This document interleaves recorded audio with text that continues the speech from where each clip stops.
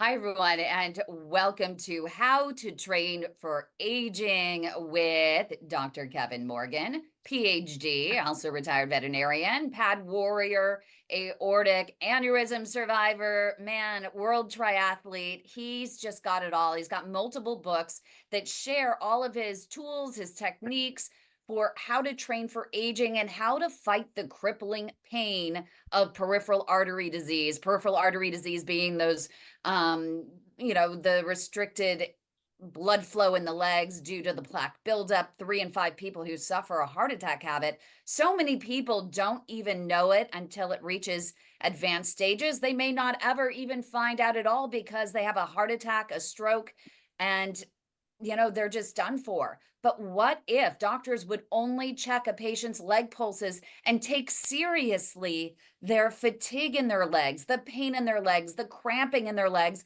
and not brush those symptoms off as diabetic neuropathy, old age, fibromyalgia, arthritis, back pain, sciatica?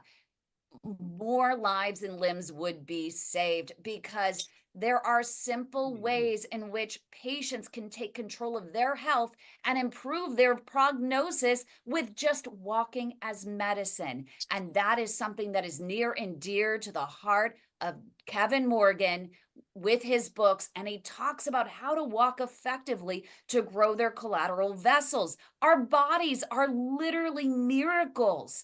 They're amazing. They respond in situations where your arteries are blocked by growing new vessels. And that's what Kevin focuses on every day and how he's been able to compete at the world level, as a world triathlete in the World Triathlon Championships.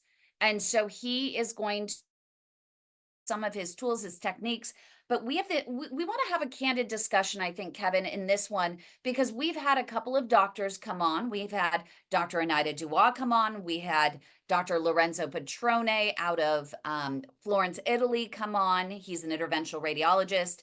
Anita Dubois, vascular surgeon, and also a doctor of physiotherapy out of Glasgow, Scotland, Dr. Christine Seenan come on, and they've all kind of given us some, maybe a little bit of conflicting information about how to walk effectively.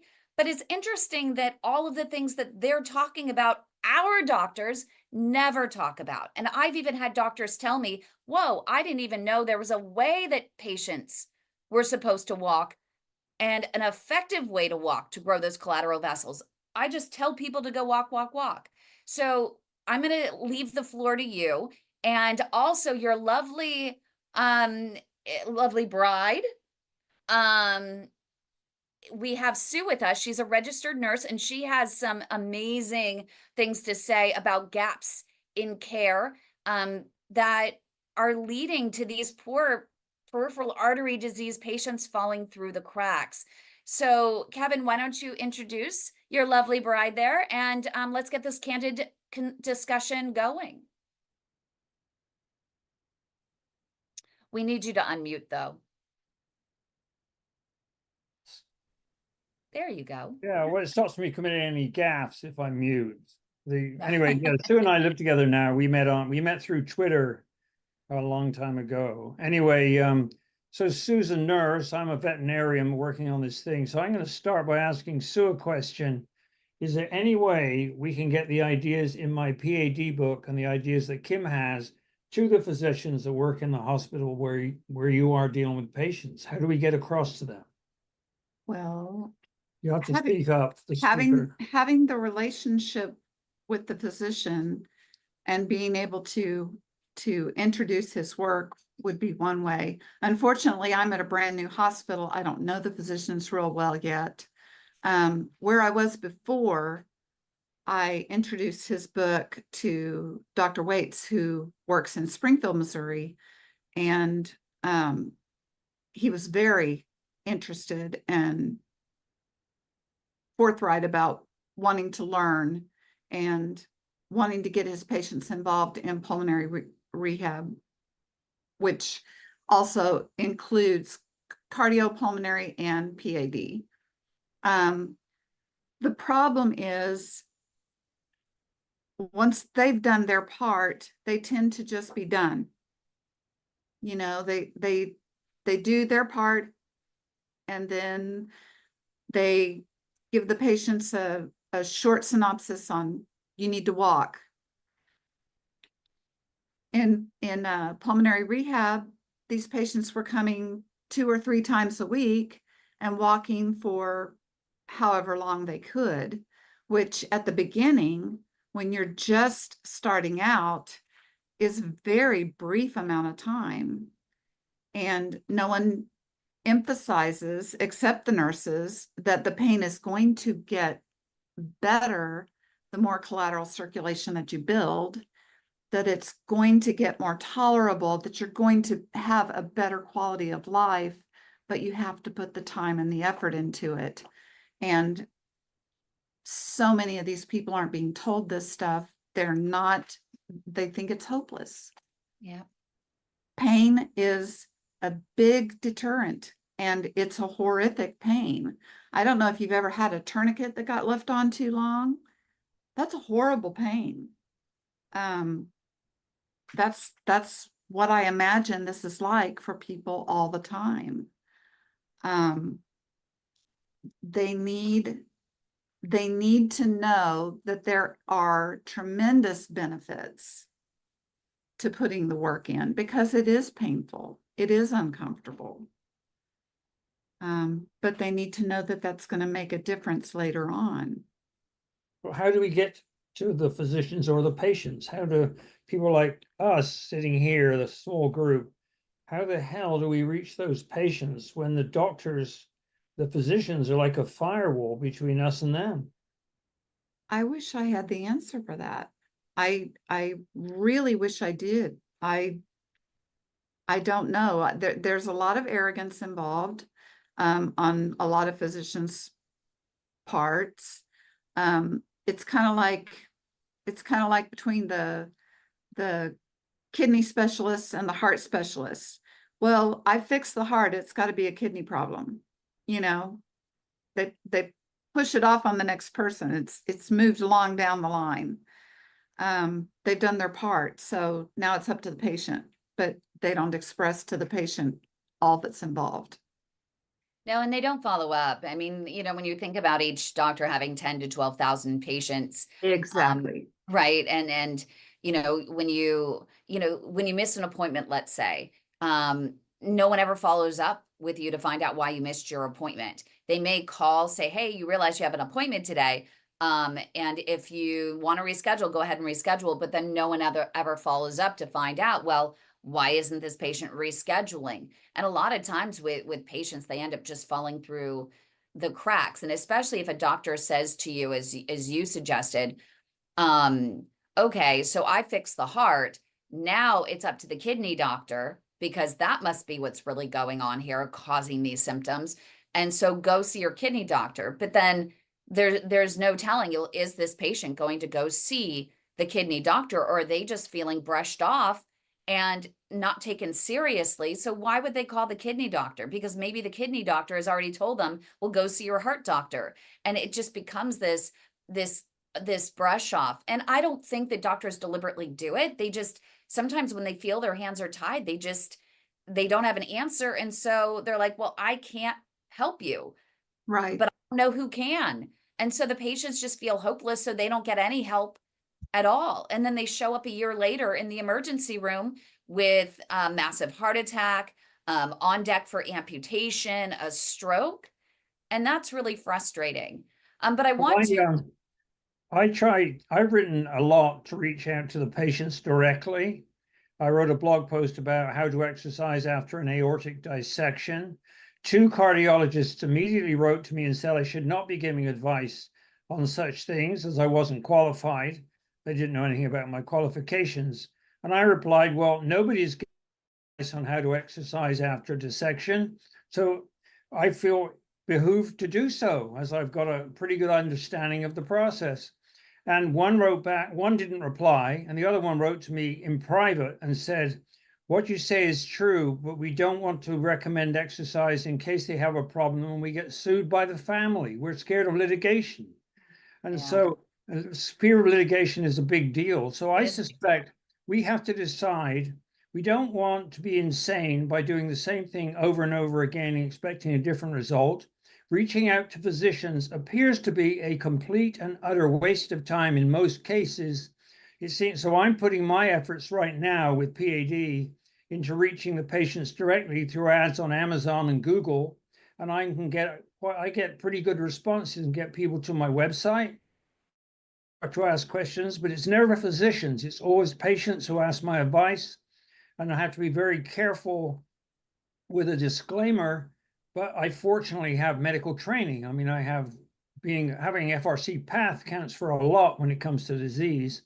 And so I get a suspicion that we're only going to succeed by reaching the patients directly, and the physicians will kick and scream and try and stop us.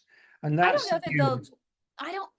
I don't know that they're going to try and stop you. If there's something like, for example, with your exercises after an aortic dissection, and they actually agree that they're good, they may not be able to recommend it, but they're not going to stand in your way. And especially if you have the right disclaimers, which I always, make sure we put in the end, but I should always remind everyone that the advice and views offered are not necessarily, that of the Global PAD Association. They're that of Dr. Kevin Morgan. My opinions are even my own. Yeah, As dealing with here is a conspiracy of silence. It's the silence they're using. It's extremely powerful, and they sit between us and their patients. They should be handing our ideas out to their patients. They should be inviting us to talk to their patients. I was really, really surprised when I completed an Ironman with a AAA stent graft, and as far as I know, no one in the world apart from myself has done it. I expected the aortic group here, the physicians, to ask me to come and talk to their physicians and to their patients. Nothing, just silence. I never hear anything. And now I published that in 2011. So I think reaching the patients directly is the road I'm going to take. right. And I think that you are doing well. And, we've partnered because, I think that you've helped and inspired so many people here. And we do have the disclaimer to always ask your doctor with any information here. You don't take the advice. You don't, act on the information unless you have the explicit consent of your own healthcare provider, because everything here is not in the textbook, and we are not vascular surgeons. We're not doctors of physiotherapy, so just take it with a grain of salt and use it as really great information to bring to your doctor and have a more productive conversation. Now, that being said, you're coming to us, we're going direct to the patients with this information because we think it's really important that when they're not getting the guidance, that they at least get something. And the one thing that they find through the conversations, especially that you and I have, is that they have hope. They see you doing what you're doing. They want to know how you're doing it. And you're simply saying, this is how I am doing it. This is what worked for me. And it may work for you as well. I didn't get guidance from our healthcare system. I know you're not getting guidance from the healthcare system. So here is something that has actually worked for me that may be helpful for you. And I know our sister organization, Aortic Hope, really believes in what you're doing as well and appreciates the information you're providing. And hopefully maybe Joshua can talk to Karen Anderson, the founder and CEO of that organization, and she can have you on more and share some of your important story and how you've been able to persevere with both PAD and in an aortic dissection. And aneurysm, be so AAA. accomplished. I have a A AAA. You had a AAA, yeah. Mine and my mom ended up, and it was. I really wish I would have listened to your symptoms more before, and I may have been able to, save my mom. But that's, now I know I'm in your group on Facebook and I joined your group because I also found out through, my mom's experience. I went and got tested. My doctors, were kicking and screaming, as to why I needed any sort of test done. But I did, and I found out I had for my sized body, most doctors brushed off my results, which I thought was interesting. I had a 3.7 measurement dilation on my thoracic.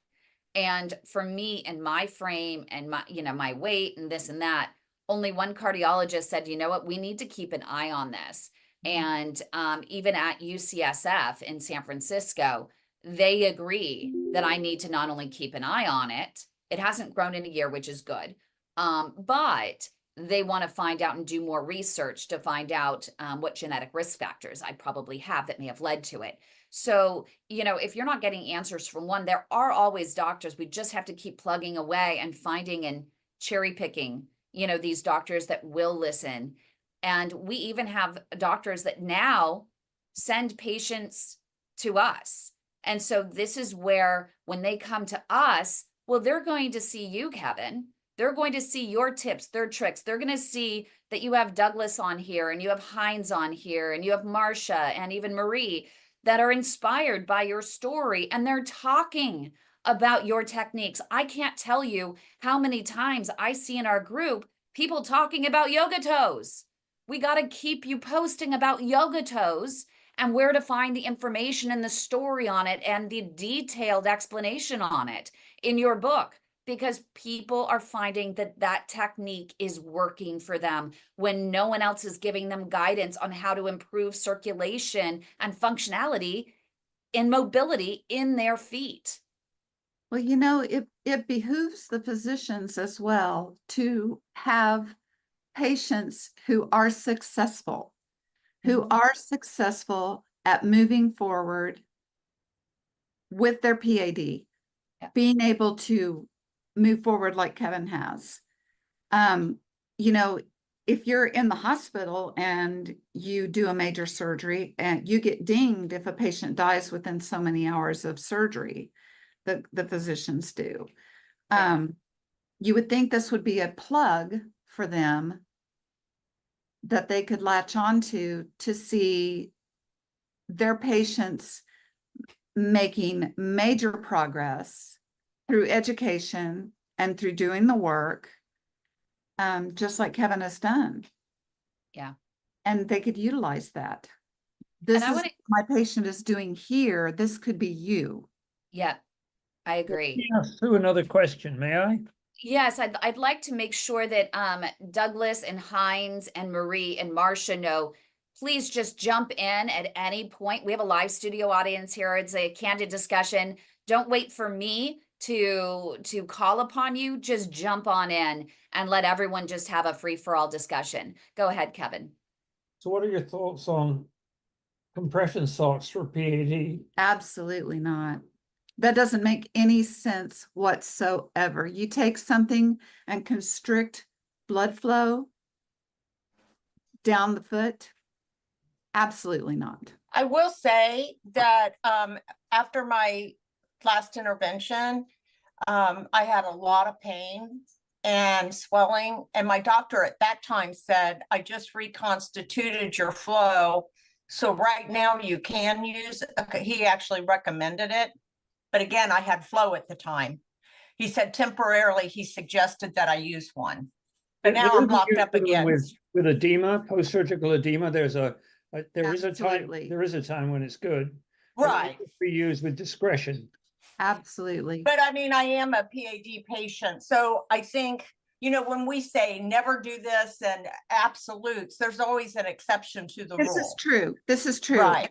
And if you have mixed issues, like if you have peripheral disease where your venous system is not returning blood to the heart appropriately, there can be a use for those. That's all. Yeah, that's what I'm saying. Yeah. Exactly. We agree. Absolutely. Yeah. And I wanted to invite, I know Douglas, in the conversation, Douglas, you stepped away from the group for a moment, but I wanted to make sure that everyone knows, including you and Marcia and Heinz and Marie and even Josh, our YouTube producer, you're welcome to jump in at any point. You don't have to wait to be called on, because I want to make sure to open this up to a candid conversation for everybody. With that, I'm one of those that wear compression socks, but doctor said because I got CDI and PAD, wear it. and they're working on my veins now. Venous Uh, insufficiency is the only good reason. Right. Yeah. I mean, my pad CVI comes from one thing. It's all in the same location, and it got irradiated years ago for cancer, and it just killed everything. Yeah. So it's like a double whammy, basically, going down and coming up in the bloodstream. I So you're think, damned if you do and damned if you don't. Right. yeah, I think the real trick is for the patient to work out what works for them and then get that information back to the physician, who can then have a conversation about why that appears to be the trick, because each patient is different. And so getting patient feedback is really important. And so getting them to listen to feedback seems to be extremely challenging.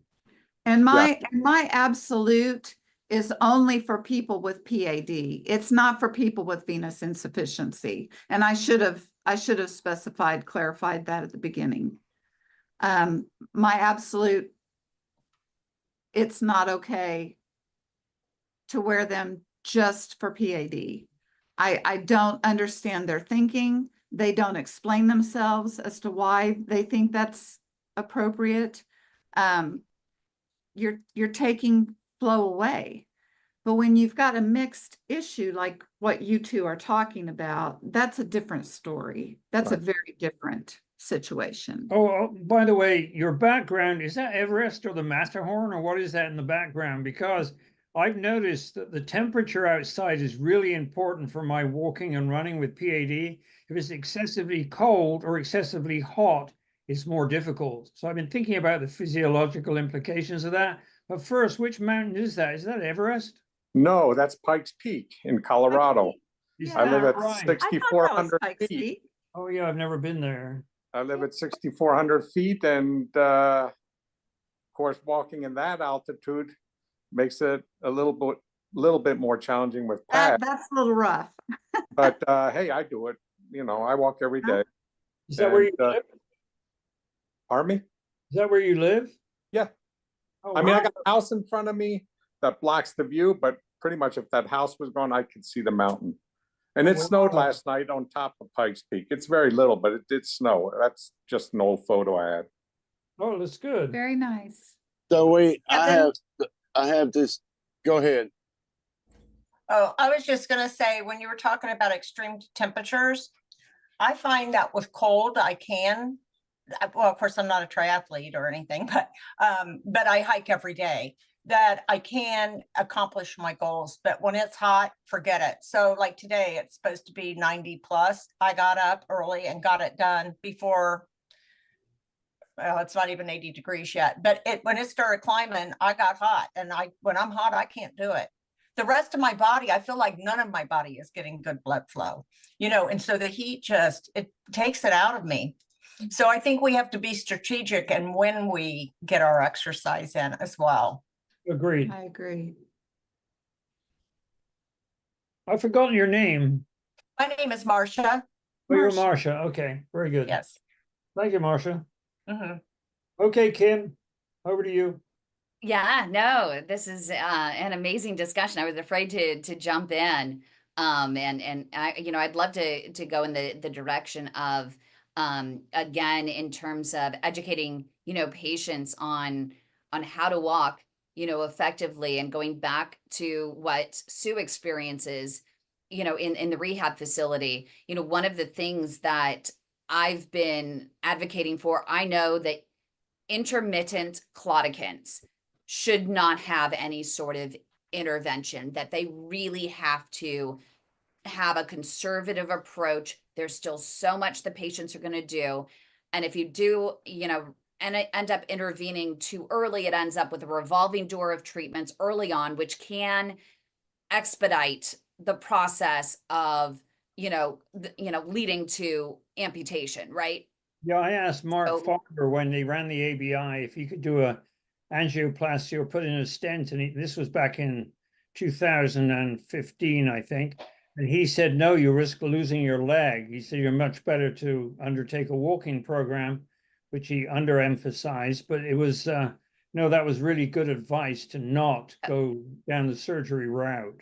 Yeah, but when it comes to, and this is where I wouldn't consider this them intermittent claudicants, I think they cross over into lifestyle limiting, is what Sue was talking about before, is people who are actually in cardiac rehab and they are trying to raise their heart rate and get the cardiac workout, but yet they have to keep stopping every 3 to 5 minutes to rest. Are they at that point getting the cardiac benefits because they have to keep stopping in between and they're not even walking probably at a pace that's really giving them the ultimate cardiac benefits? And so in those cases, I keep having to say to the doctor, isn't this a case where they're not going to die of their legs, they're going to die of their heart? So if you're focusing on their heart and saying they need,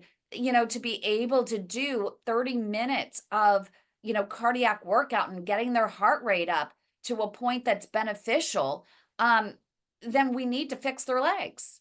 Well, We the need two to get enemies, just that much more blood flow, just that much more. We don't need 0 to hero. We just right. need a little kiss of the balloon, just a little kiss.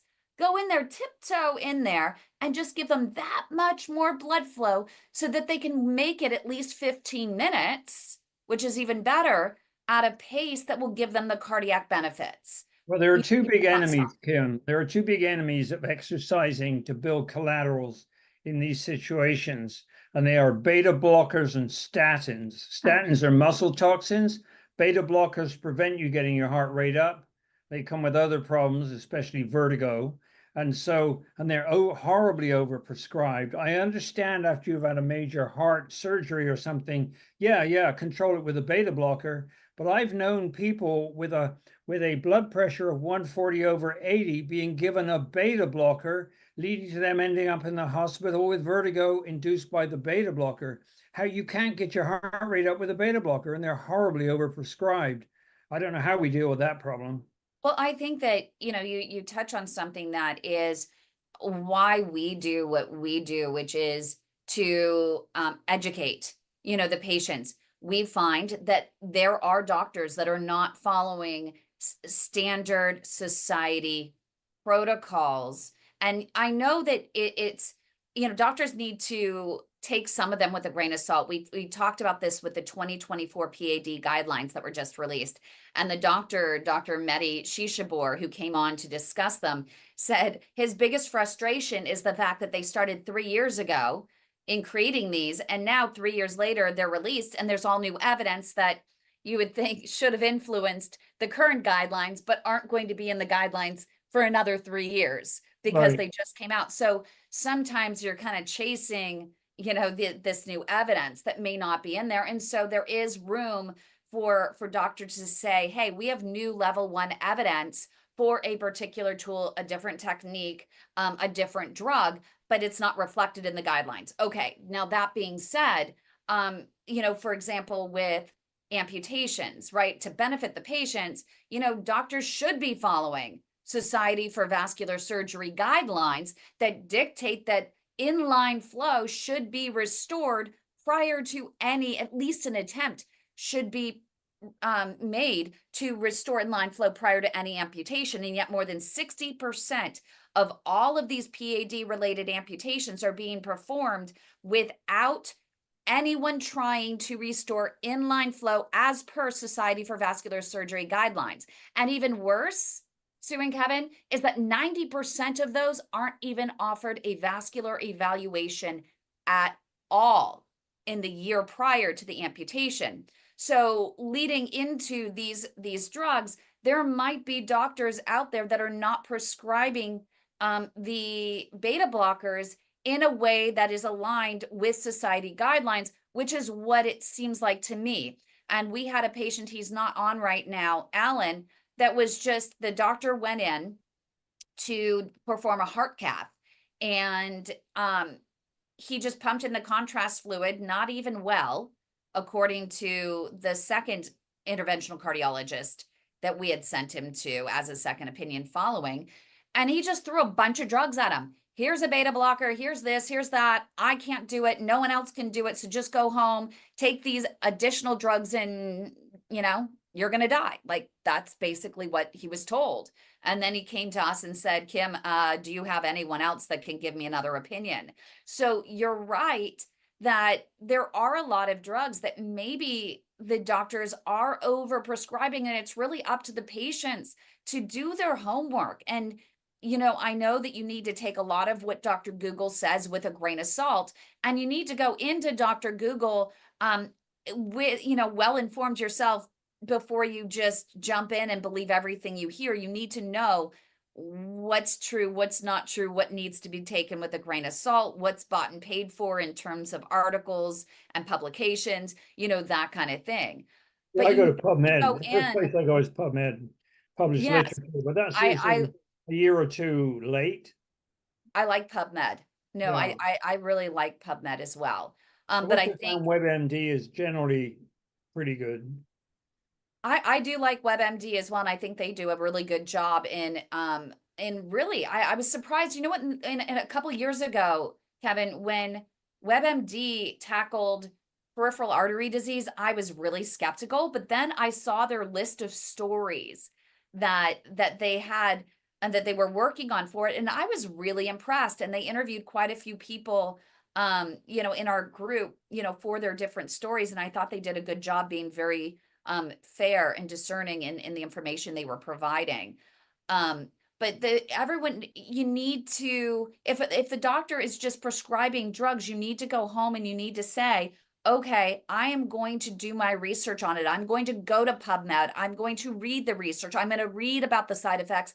I'm going to read the Society for Vascular Surgery or Sky for Heart, their protocols. What are the guidelines for use of those medications, and make sure to have those questions ready for the doctor to say, hey, I read this. Are you sure? Why is it that you are going against society protocols in offering me this drug?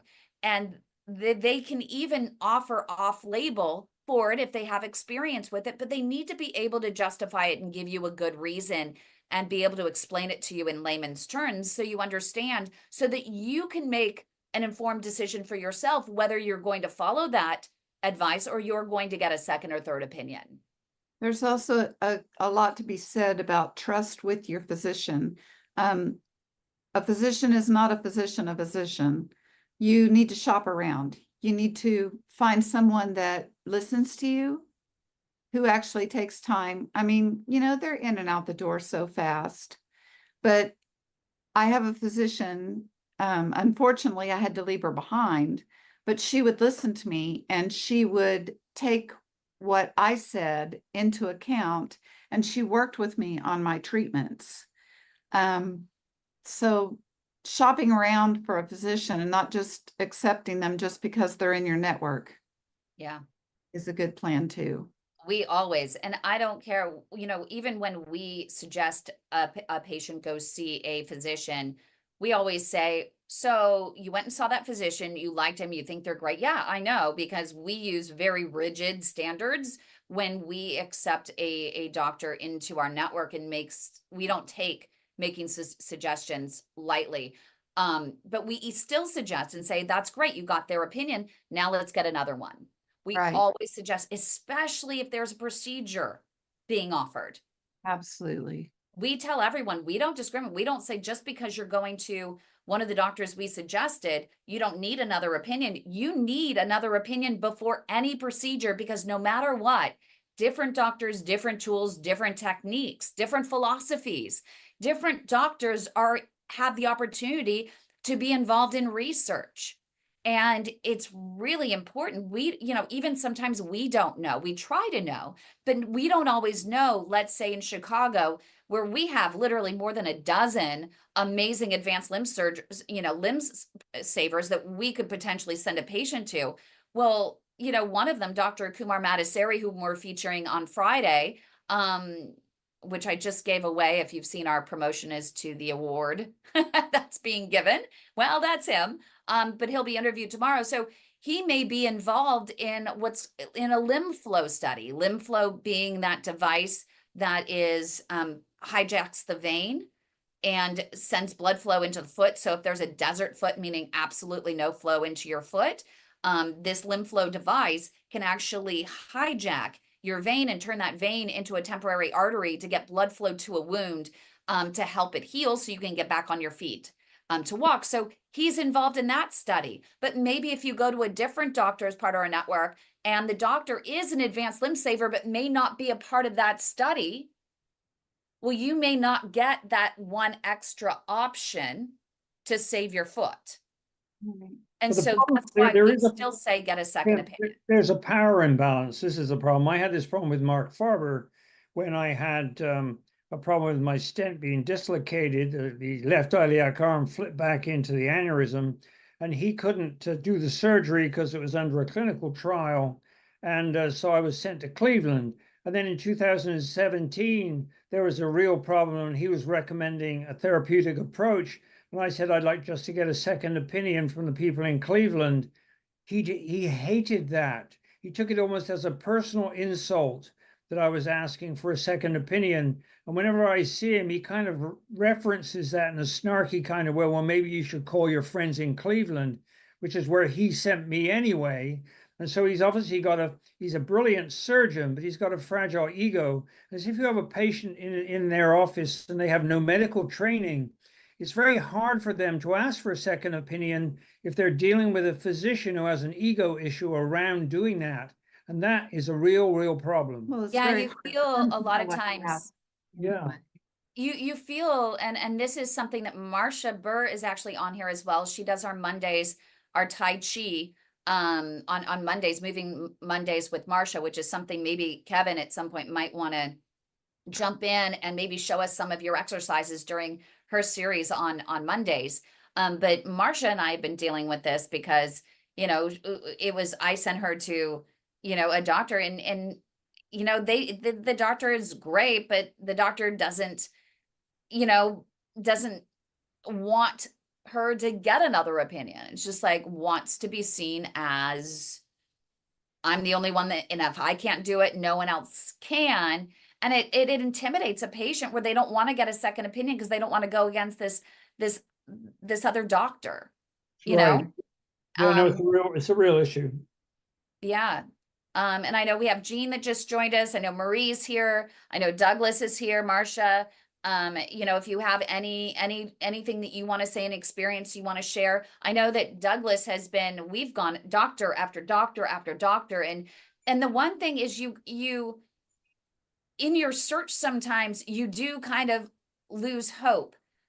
When, doctor after doctor tell you that nothing can be done. And so at what point do you go, well, really nothing can be done? But with him, we've had him go through like 5 doctors. And finally the 6th doctor was like, oh, wait, no, that's easy. I'm going to take care of you. Like, like it's no big deal. And then makes a difference for you. But how many people can't even get past that first doctor because they're just like, it's a lot of work. It really is a lot of work, and it's a lot of time and a lot of energy and a lot of this roller coaster, And a lot of money, a lot of money involved. It's and a lot of I money. think when it comes to this group, Kim, it's really a good idea to focus. And I'm not going to attempt to approach physicians. I'm going to do all my work trying to reach patients and talking to patients. And then once I engage any of them in conversation, or they find my book helps or my videos help, then my first thing is to send them here to you to, what's the name about the heart? What's the name of your Facebook page? I always forget it. Oh, the way to my heart. Yes, too touchy-feely for my Asperger's brain. What's really funny is, and I have to tell you this, and this is funny that we're saying this publicly. So I wanted to change. We are now the Global PAD Association. And, the way to my heart, we had to maintain that as the 501c3 because it's a lot of paperwork to go in and change your 501c3 with all of that. So we filed in California a DBA, doing business as. And so under the umbrella of the 501c3 of the Way to My Heart, we're the Global PAD Association. Now, I wanted to change the Facebook page, which is the Way to My Heart. But we actually have so many people that do birthday fundraisers for someone they love. They do, we're doing this birthday fundraiser for a 501c3, the way to my heart, in honor of my bride or my beau or whomever it might be, and they raise a bunch of money. So I'm able to use that money for copay relief for people, for transportation, to pay down deductibles so they can have a limb saving or life saving procedure. And so in changing that, we would have to end up losing out on a lot of the additional funds that really Right. help Yeah, I us. have that problem with my business. I call it old dogs in training, and I keep getting contacts from people who train dogs. It's got nothing to do with dogs at all, but now it's locked in. I've had that LLC for 12, 13 years, and I have to reply and say, I don't actually train dogs. I train old guys, and where I got the name Fit Old Dog that a friend called me, and that's how I got the name. But once you're locked in, it's like the title of a book. If you want to change the title, not the subtitle, the title, you got to republish the whole damn thing. Yep. And so, yeah, no, those things, but they're a little bit serendipitous. It seems to me, though, within this group, some should focus on physicians specifically and some on patients specifically. And that's where I plan to focus on, trying to reach people, not physicians. I find them completely unhelpful. Whereas when patients write and thank me for my help, then to me, the classic example was when I published my little book on doing an Ironman with a AAA stent graft. I got letters from Russia and New Zealand where they've been told by their physicians with a AAA stent graft they shouldn't run. And these people were athletes, and they read my book and got back to running. And so that's very encouraging. And then I got kind of semi-hate mail from physicians, but I don't give a shit about that. And so, yeah, I think that's where I'm going to focus my efforts. And, mainly through Amazon, Google, and I may reinitiate my talks to seniors around here. I did that for a while, but the trouble with talking to seniors is it's not scalable. Selling books, you can sell them all over the world, a group of seniors. And plus, I spoke at churches. I spoke at a Methodist church. They were very open. When I spoke at a Baptist church, I could tell the minister hated me and wanted me to go away. So it was like you have different kind of social groups. And I'm not very good with people. So, It's interesting. I have an executive coach that I used to work with, Christine Meyer, who's become a really good friend, ChristineMeyerCoaching.com. And what I loved about her is that when I was first starting this organization, I was always so frustrated like you, and not being able to get the physicians to understand what we were doing and send patients our way, and clinicians. And I would get patients that would come to us, and then they would argue with me. They would degrade me and tell me, you're not a physician. I shouldn't listen to you. You shouldn't be preying upon vulnerable patients here like this. I wish upon you what we're going through. Like all this horrible, horrible, horrible stuff that I can't believe that I've literally persevered through. And even still to this day, I have haters. Even in our group, I have haters that are constantly looking for opportunities to bring me down and degrade me and to put me in my place as if I'm not human. And it's just like, wow, they don't realize that, I'm someone with feelings and someone who's doing this really out of passion like you are, right? And she said to me, you know what, Kim, there's an audience for everyone. And I want you to sit down, and I want you to focus your intention and say to the universe, say to God, if that's your belief in, say to your source, but just put it out there that, what my intention for today is to reach those who literally are ready for me. Please, universe, bring me those people who are ready to hear what I have to say, because you, like me, you're only the facilitator of the wellness that each individual desires, right? They have to be ready for you. And there is an audience for everyone. And so that's really stuck with me and has really helped me. If one person, is fighting me and I'm doing everything in my power, sometimes I still say to myself, I don't understand. How can I say this differently? What did I do wrong that they're not listening? And I have to keep going back to, that I can only share my heart, and I can only reach those people who are ready for to hear what I have to say. And I think that's the same thing with you, is that you've even experienced in our group those who say, oh my gosh, he's not relatable to us, but there are people, and that's fine. They're not ready to hear what you have to say. They're not your right audience. But then you have other people like Marcia and Jean and Douglas and Hines and Marie, who maybe they're here because they want to hear what you have to say. You inspire them. And I think that speaks volumes. And you even have our YouTube producer who says, oh my gosh, I want to help you to get your word out because I believe in what you're saying. I remember there was one lady wrote to me and said she'd rather lose her feet than do an Ironman. And I'm like, well, okay, lose your feet. I wasn't asking her to do an Ironman. But it's like so funny how people are. It's I don't know how you persuade. My fifth book I'm writing now is how to get through to people and encourage them to work out and get some exercise. But it's a really tricky problem. It's a real challenge. And the only way you can do it, I think, is through telling stories and by setting an example. And I think that's the place to focus for me anyway.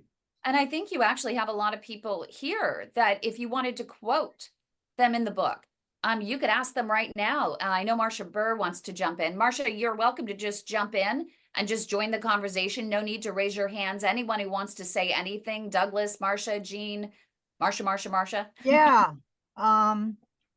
Great talk today.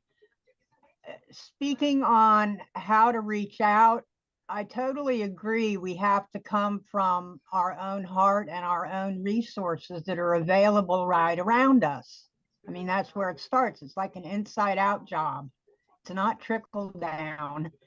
And with this said, yesterday, I actually attended a board meeting. I'm on the board of directors for Elder Options, which is Florida's name, or my area's name, for the Agency on Aging.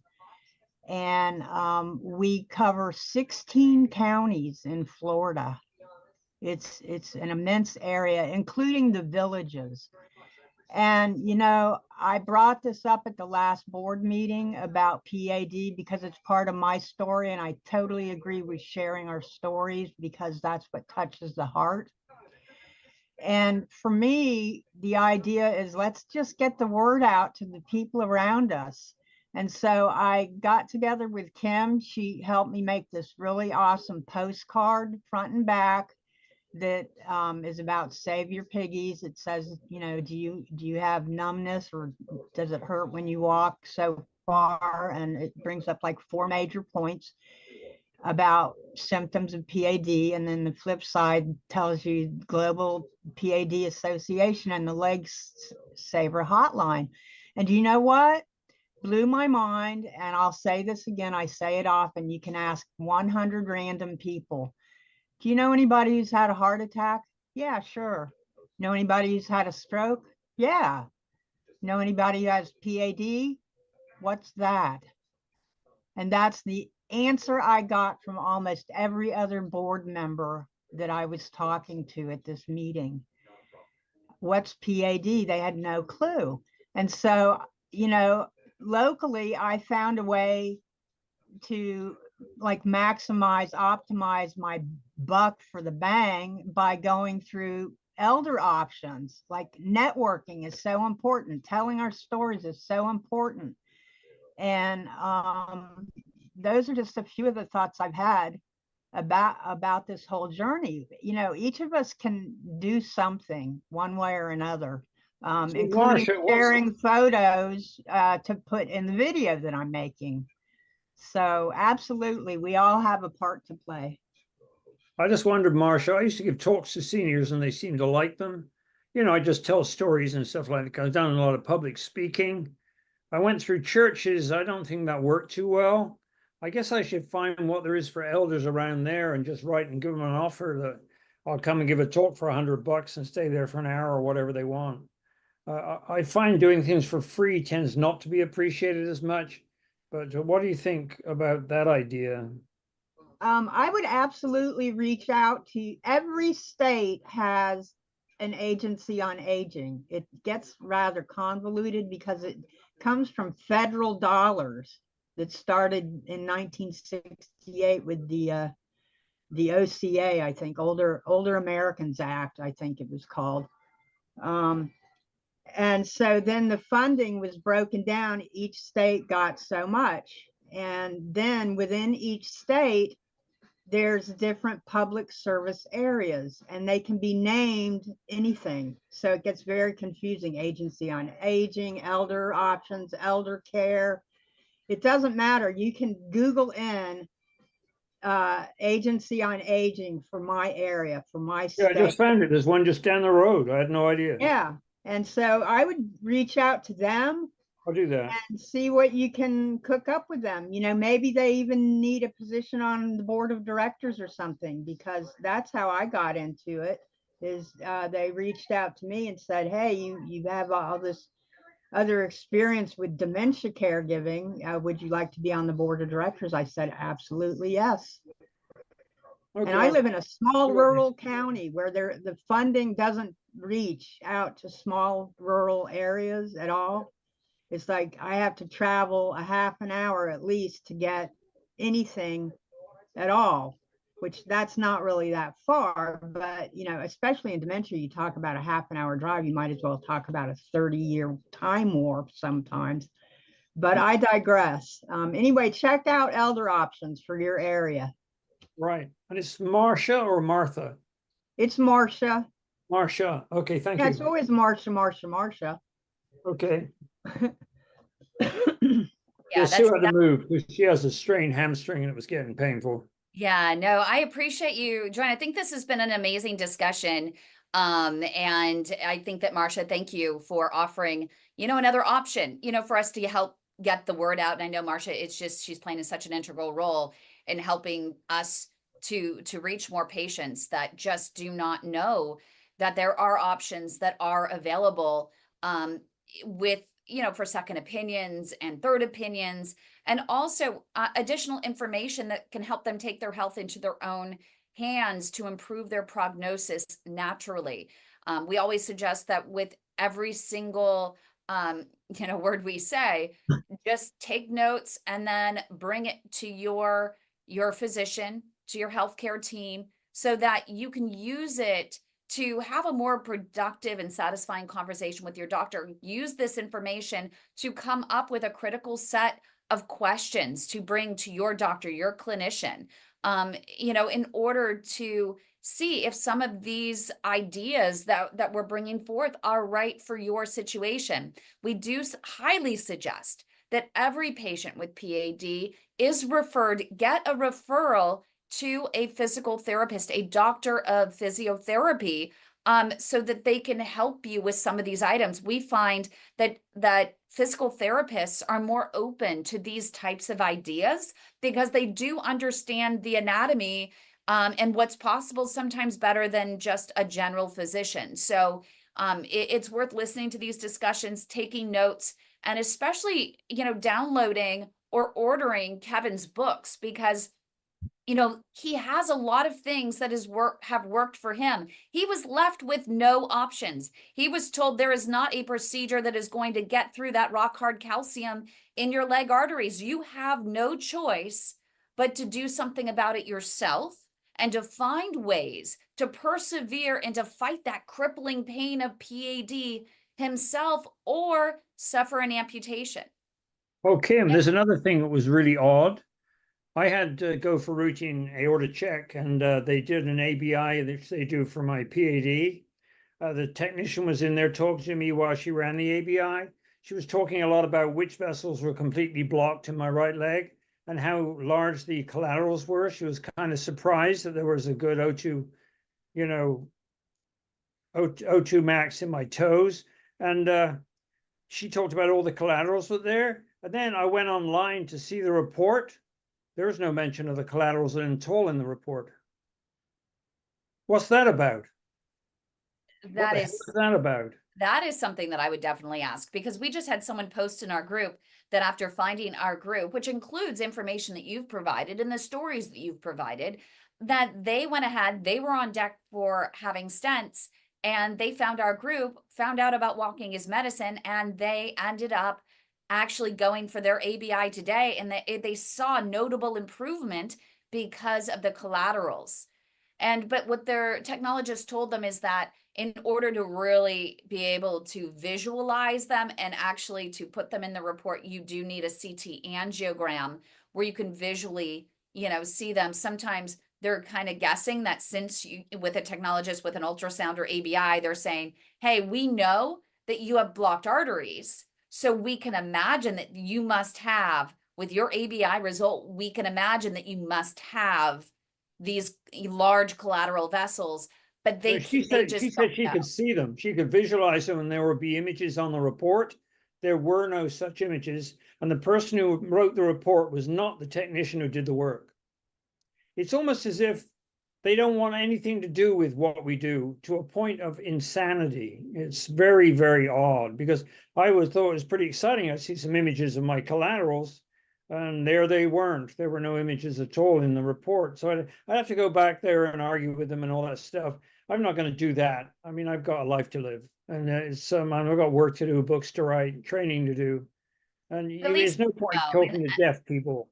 Yeah, and I mean, I think that they were just guessing. They see that there's blood flow, but they don't know, I don't think, where it's actually coming from. Ultimately, No, I they can think she could imagine actually see the collaterals in the ultrasound. She was really because they good, were so really large. experienced. Yeah, that was something we should have had you on with Jill Somerset. She could have actually, and it's something that we are going to we're going to do something regular with Jill Somerset. She's was our diagnostics pioneer of the year for 2024. She is incredibly progressive when it comes to imaging and creating new technology and ways in which we can better visualize what's going on in not only the legs, but also the feet with her pedal acceleration time and technology. So she is going to be doing a monthly segment with us. And so it would be interesting if we had a copy of your ultrasound results or your ABI results. Would love to actually have her review the actual waveforms that are in there, the actual imaging If I can that get them, I were, will. I guess they're my property, right? they are. And you can actually request a CD of them and Okay, then I'll put do them on that. your computer. Yeah, I'll do that. Because then let's have her actually review them and let's see because she is one of the top technologists in the world and she's highly respected. And so it would be interesting. I bet you she would be able to explain things. And she probably would be able to better explain, maybe why a technologist may not have included it in there. I'd be curious what she has to say. But why don't you give us your website again? Let's put that up there if we can.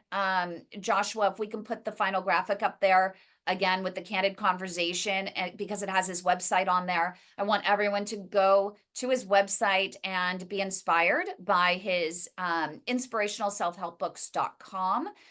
He has a great newsletter that comes out. He shares what works for him.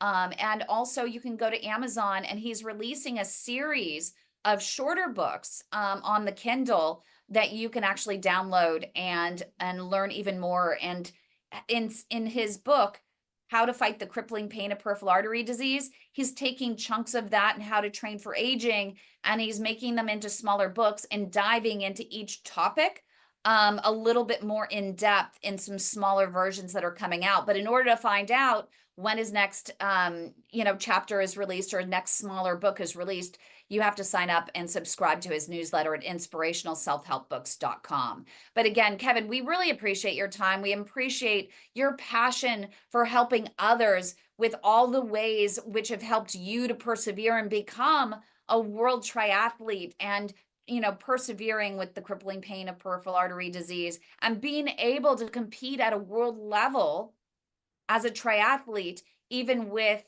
a AAA. So thank you so much for always trying to, help others with the information that has helped you. Right. So Well, thank you thanks a so lot, Kim. Time to go. Yep. Thank you. I'm not very good at show business. You are great.